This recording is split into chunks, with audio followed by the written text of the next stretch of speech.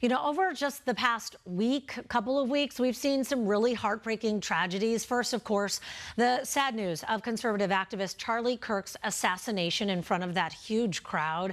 And then the tragic shooting at a Catholic school in Minnesota that left 2 children dead and 21 others hurt. It is a lot to take in, and many of us are trying to make sense of it all. So we have Dr. Morgan Francis joining us this morning to help us cope with just the overwhelming feeling of so much coming at us. I want to start with the Charlie Kirk shooting, because that was all over social media. Like, I know kids who were in the audience of when that happened, and they were filming, and they have videos of the horrific assassination. And then that was uploaded to social media. People open up their phones and then they see it.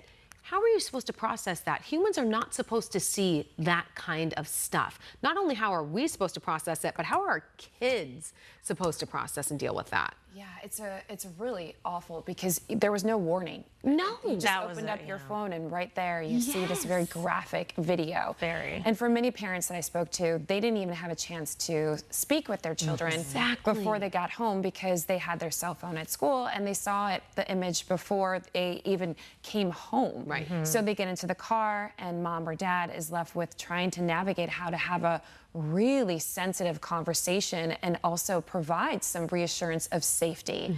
Because I think at the end of the day, that's really where the rupture was around our sense of safety, our own fragility, and our humanity. Absolutely. I have a niece who was actually up at school, and she came home because she was so upset over everything that had been going on and the vibe and the feeling up there at school. So what should you say as a parent, as someone who wants to try and comfort or open up a conversation? What works? Well, it's helpful to ask what thoughts were going through your mind when you saw this video. What feelings did you have? And be able to just ask more generalized questions and really give your presence. As parents, we're not going to have all the answers. And it's okay that you don't have the answers. It's more about support than having to say the right thing. And I think it's important for parents to just know that, because as the mom and dad, they look to you for the answers. When they don't know what to do, they're like, oh, mom and dad will know.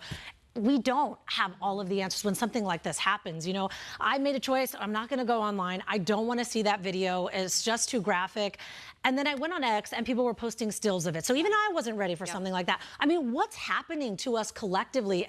How do you explain to kids that when you can't even process it yourself? Yeah, I think you make a really good point. Even when you don't want to see it, it still somehow finds its way to you. Yes. And so exactly what you suggested is taking time off social media, putting the phone down, knowing that there are going to be accounts out there that are going to continue to put this image out there. So we need to find the accounts that are not going to, and find ways to be able to put more purpose with our pain, because then we can find meaning, then we can be able to start to heal and start to come together as a community. But what is it about us? I'm sorry, I just want to, because I feel like even when you don't want to see it, there's something about, there's a part of you that still wants to be online to see, like, what am I missing about, even though you know it's horrible and you don't, what is it that like gets you to, it reminds me, it just takes me to doom scrolling. It's like you don't want to see it, but you're kind of stuck in the grief and like sitting in it. I mean, how do you suck yourself out? Well, you're exactly it. It's meant to engage you. I mean, that is exactly what these platforms know how to do, and it's effective.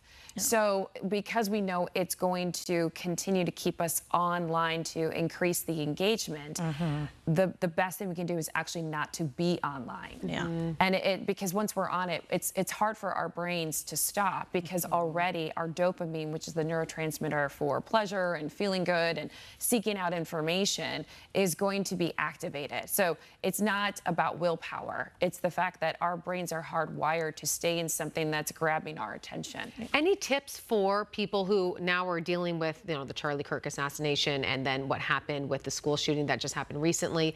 What can we do apart from just being online or offline?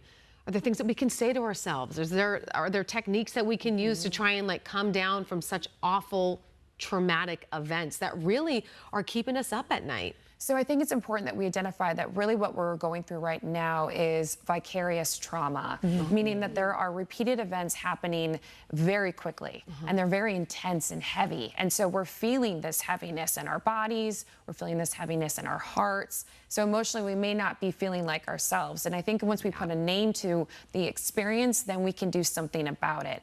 a lot of times we are really fearful of experiencing grief, but we also have to know that grief is part of the human experience. That's so true. We're going to have those feelings of intense sadness, fear, anger. And so what we can do is recognize that even though we are experiencing grief, we do have the opportunity to bring in the joy because they live together. So we're going to have to find those moments of connection. We're going to have to find those moments of conversation and really rely on our faith and our community to get us through these really difficult times because it's coming at all angles. I mean, that is so true. Dr. Morgan Francis, thank you for being here and walking us through that. I think that is such a good point to leave off of. There is grief and you cannot avoid that, but there is also joy. I think we have to be purposeful in seeking that out Yes. to try and get the balance there. Absolutely. Such good tips for us. Thank you so much. We appreciate it.